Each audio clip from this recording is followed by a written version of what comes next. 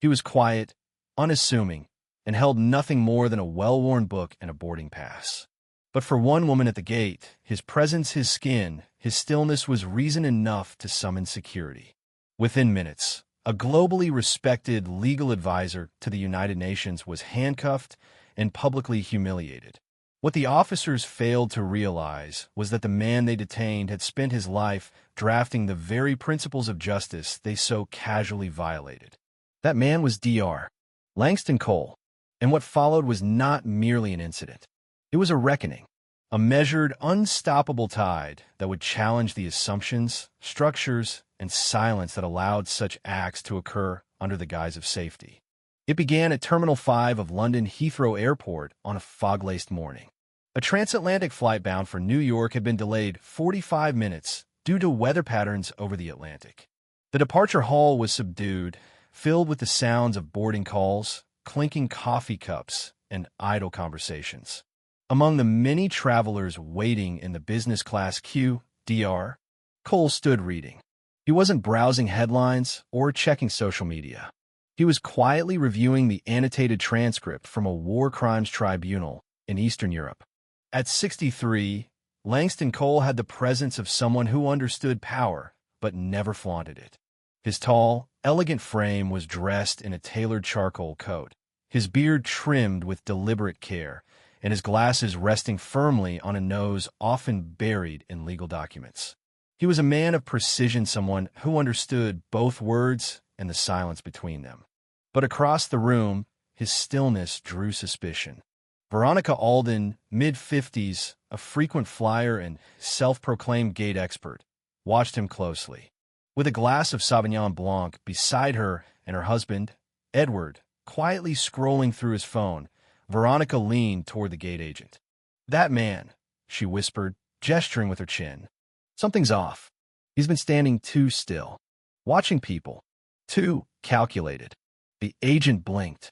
"Ma'am, he cleared security just like everyone else. I know what I see. Please report it, before it's too late."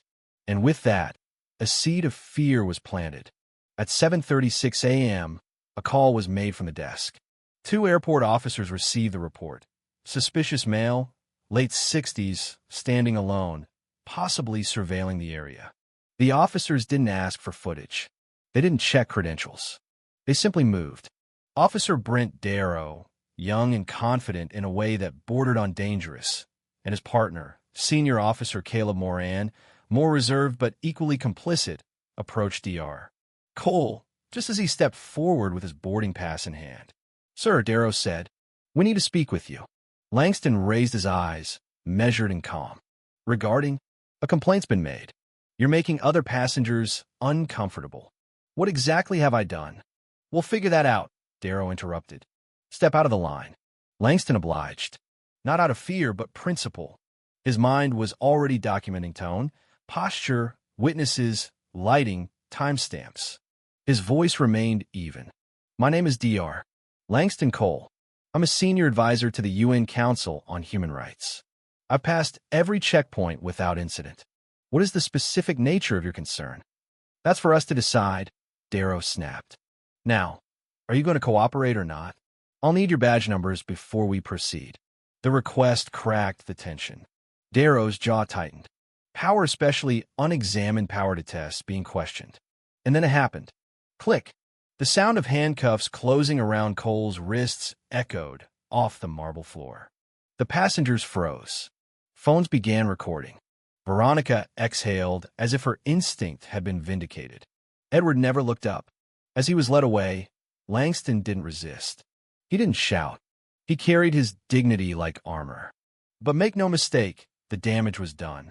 The security office was sterile, windowless, humming with fluorescent lights that made the room feel colder than it was.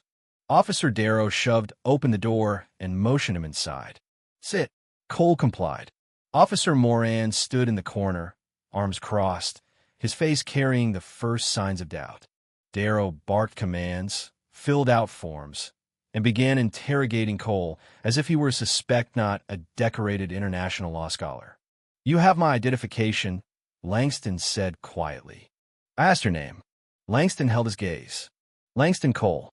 Doctor of Law, international legal strategist.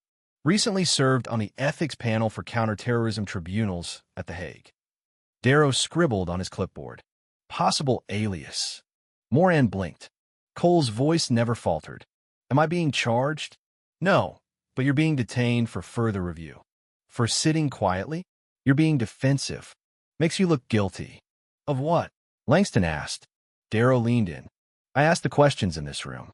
That, Langston said softly, is precisely the problem. Outside, the video of his arrest had already gone viral. A teenager had uploaded a clip titled, "This is what security looks like now." Thousands of comments poured in. Some angry, some confused, but all watched the same truth unfold. A black man detained for existing too quietly. Inside the security room, Moran quietly reviewed Cole's ID, scanned it into the system, and watched the results load. UN credentials. Verified. UK residency. Verified. Human rights legal scholar. Verified. Brent, he said, holding out the results. This is real. He is who he says he is. Darrow didn't look.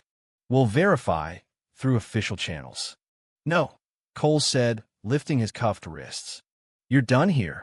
And as if on cue, a sharp knock hit the security office door.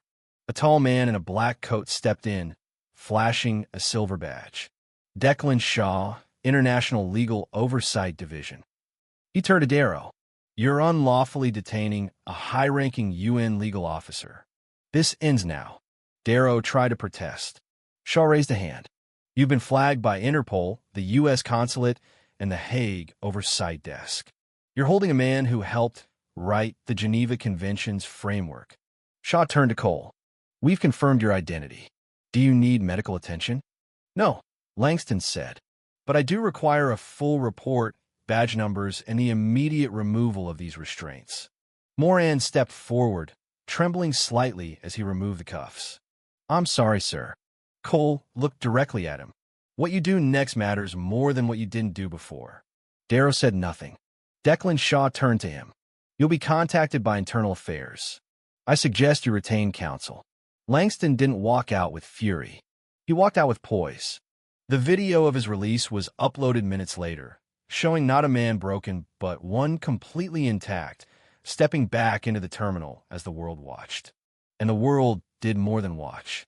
It responded. By the time Langston was seated in a legal hearing 2 weeks later, the incident had sparked a global review.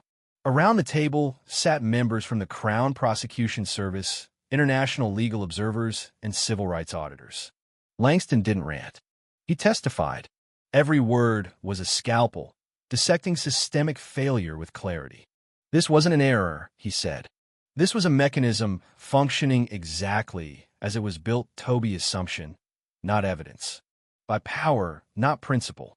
He laid out a policy proposal, the Transit Justice Initiative, a model for oversight across global transit hubs with mandatory bias training, independent review boards, and real-time civil liberties audits. I wrote this on the flight back, he said, handing them copies. This is not a response. It's a preventative tool. No one expected the man in handcuffs to draft legislation. But they were witnessing not a victim but a reformer. Meanwhile, officers Darrow and Moran sat in separate review panels. Moran admitted fault. Darrow, bitter and combative, clung to procedure. He never understood the depth of the damage until he was shown a photograph Langston in cuffs, dignity visible even in restraint. You acted on one complaint without verification, the investigator said. That's not protocol. That's profiling. Weeks passed, then months. Langston Cole established the Cole Center for Public Integrity, a legal and media hybrid designed to investigate profiling in transportation hubs, empower civilians through legal training, and publish anonymized complaint data for public review. Its motto was simple: we remember loudly. Within its first year, the center overturned multiple wrongful detentions, exposed profiling patterns in 4 countries, and implemented the Transit Justice Protocol in 2 major airports.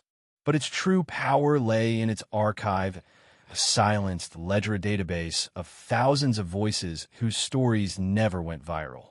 Langston's days changed. No longer in tribunals, he lectured. He trained young lawyers, activists, officers, not to punish but to rewire the way they saw others. He never raised his voice. He didn't have to. The world heard it anyway. Veronica Alden, whose whisper triggered the collapse, became the subject of editorials titled The Cost of Discomfort. Not criminalized but exposed. Her name synonymous not with power but fragility. Langston was asked, on multiple occasions, if he forgave her. "I don't seek vengeance," he said. "I seek change." His story became legend not because of the moment at Heathrow, but because of what he built after. And in the silence that came after the storm, one truth rose higher than any headline. Dignity needs no defense when justice is on your side. Langston Cole proved that, and the world would never forget him again.